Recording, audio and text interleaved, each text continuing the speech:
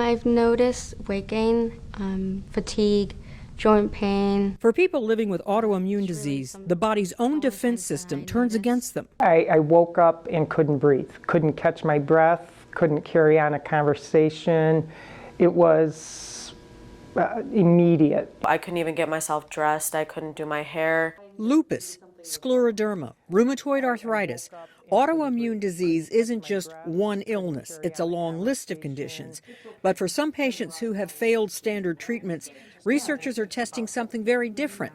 Not just suppressing the immune system, but trying to rebuild it. The reason people are excited right now is that some of these treatments can be highly effective, and we may be getting durable responses, allowing patients to come off their treatment. One approach uses CAR T-cell therapy, a treatment first developed for blood cancers.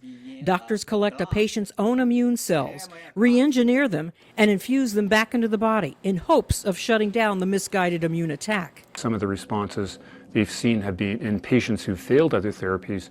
There's been deep responses. Researchers are also studying donor transplant approaches, trying to replace the misfiring immune system, not just quiet it. And we're basically giving that individual, that patient, a new immune system from a donor that doesn't have an autoimmune process. For patients who've spent years chasing relief, these new treatments could mean long-term remission, fewer medications, and a better life. I think there's a lot of hope. I'm Marty Salt reporting.